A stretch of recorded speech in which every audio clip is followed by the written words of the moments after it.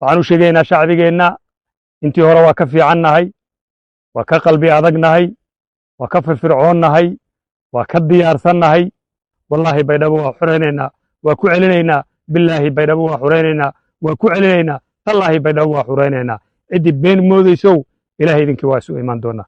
ganab wanaagsan shacbigeena sharafta leh ee reer koonfur galbeed Soomaaliya meel walbo dunida ka joogtaan.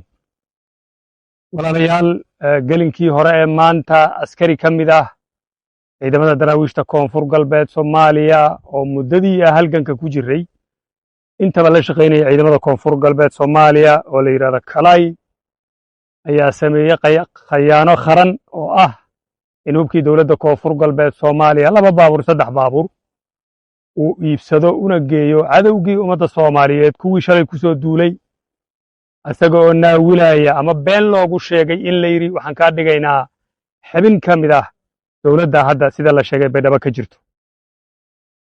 waa ka xunnahay koonfur galbeed Soomaaliya waa ka weyn tahay shakhsi baabuur la dhuuntay, shakhsiyaad been loo sheegay, kuwa dadkooda khayaanay, shalayba kuwa inta dabaabada soo kaxaysteen khiyaameen dadka reer koonfur galbeed Soomaaliya Muqdisho ka soo duuleen baydhabana duulaan ka yimaadeen. annagoo taa ka duulaynaan bannaanka u baxnay, ilaahay idinkii baydhabana waa la xurayn doonaa insha allahu tacaala. waxaan u sheegaynaa shacbigeenna intii hore waa ka fiicannahay, waa ka qalbi adagnahay, waa ka firfircoonnahay, waa ka diyaarsannahay. sidaan horeba cadowgeenna dadka reer koonfur galbeed ku soo duulay hurdadaan ugu diidnay, hurdada waa u diidaynaa, magaalooyinkeenna waa ka saaraynaa, waana ka xuraynaynaa koonfur galbeed Soomaaliya. warbaahinta ma hadba wixii markaas war oo jira warweyn ka dhigtaan. waxa maanta dhacay oo ah in sargaal ka mid ah ciidamadeennii uu soo goosta waa dhacda caadi ah, sida maalin walba ayaguba ay nooga yimaadaan oo hub iyo sanadba u soo goostaan. waxweyn ma aha, mana niyad jibanayso. halgankan ku jiro marna dib uguma laabanayno, annagoo kaashanayna ilaahay, shacbigeenna reer koonfur galbeed iyo ciidamada daraawiishta koonfur galbeed waa xurayn doonaa koonfur galbeed. baydhabana waa xurayn doonaa. qof walba oo khiyaana ciidamadeenna, qof walba oo khiyaana dadkeenna, qof walba oo khiyaana jiritaanka koonfur galbeed Soomaaliya, wallahi inaadan naga badbaadaynin. meeshaa rabtid gal, godkaa rabtid gal, meeshaa rabtid ku dhuumo. maalimaha ka mid ah sharciga reer koonfur galbeed ay degsadeen ayaa ku soo qaban doona. mar labaad iyo mar saddexaad shacbigeenna waxaan leenahay ha niyad jabina, qalbigiinna adkeeya, taageeradiinna waa inoo muhiim. shakhsigaasna khiyaanolo weeye, dadkiibuu khiyaanay, ciidankii ku dhex jiruu khiyaanay, waxaana loo sheegay wax yaroo sunuuda iyo xil beena oo la raba in lagu soo xareeyo. ilaahay idinkii sharcigaa la horkeeni doonaa, waana qaban doonaa goortii ilaahay idmo uu sharciga uu gacanteenna ku soo laabta haddii alla idmo. waxban yaa loo arkin, yaa la niyad jabin. ciidankeenna sharafta leh, shacbigeenna sharafta lahna u diyaar garooba qabashada magaalada baydhabo haddii ilaahay idmo maalmaha soo socda. waa ku celinaynaa, wallaahi baydhabo waa xuraynaynaa, waa ku celinaynaa. bilaahi baydhabo waa xuraynaynaa, waa ku celinaynaa. tallaahi baydhabo waa xuraynaynaa. ciddii been moodaysow ilaahay idinkii waa isu imaan doonaa.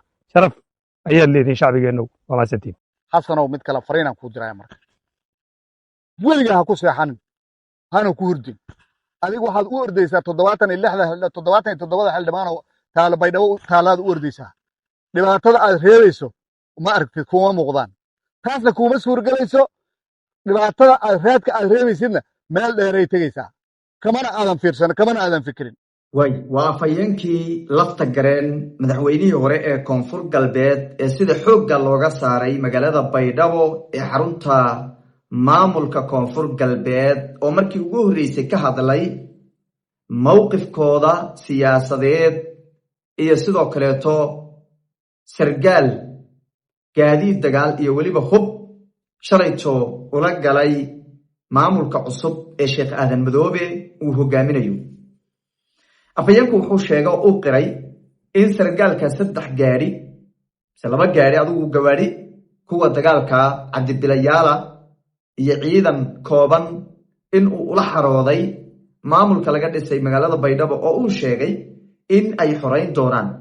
lafta gareen iyo ciidankiisu waxay ku sugan yihiin sida la xaqiijiyay duleedka magaalada baydhabo, waxaana halkaasi hogaaminaya ama ciidankaasi hogaaminaya mas'uuliyiin iskugu jira wasiiro xukuumaddiisa, xildhibaano, agaasino, taliyaal ka tirsan ciidamada daraawiishta ee koonfur galbeed iyo weliba saraakiil sarsare oo uu ka mid yahay taliyihii ciidanka asluubta Soomaaliyeed taliya shub oo la sheegay maalmihii la soo dhaafay inuu gaaray duleedka magaalada Baydhabo ee xarunta ku meelgaarka maamulka Koonfur Galbeed.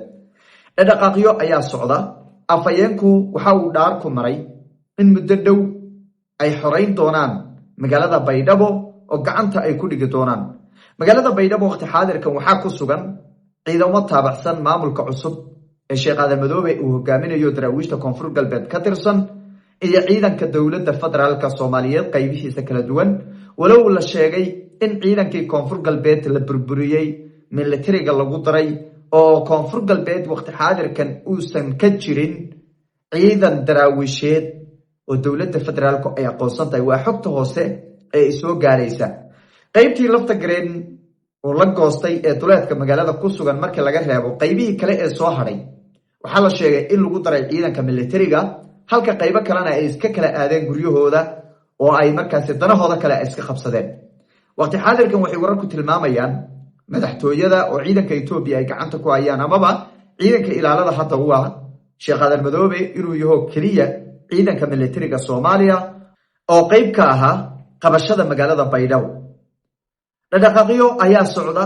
lafta gareen iyo maamulkiisuna waxay leeyihiin ha dhawaato ha dheeraato ama maalmaha inagu soo aadan ha noqotee magaalada Baydhabo gacantaan ku dhigi doonaa hadduu alla idmo. ma niyad jabayno, waxba nagama qaadayo, waxba nagama bedelayso.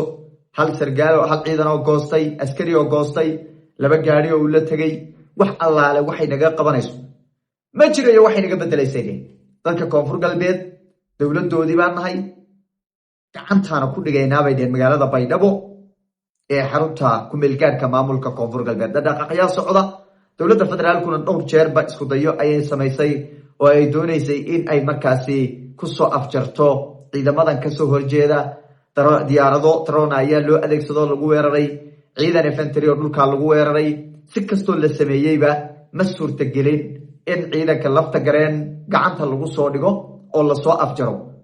waxaa maalmihii ugu dambeeyay ay baraha bulshada ku soo bandhigayeen saraakiil ciidan, taliyayaal iyo weliba siyaasiyiin si toos ah ugu soo biirahayay ciidankooda oo fariimaha hore iska xaadiriyay, iyo weliba isma dhaqan odayaal waxgarad si joogta ah ugu imaanay.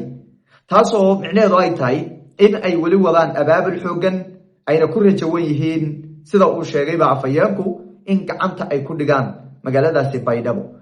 xagga dawladda federaalka iyo weliba maamulkaasi Aadan Madoobe wax wara kama soo bixin oo jawaab u ah in magaaladaasi ay qabsanayaan ama dhaarta ka soo baxday dhinaca lafta gareen. waynu eegi doonaa wixii ka soo kordho muuqaaladeena dambe.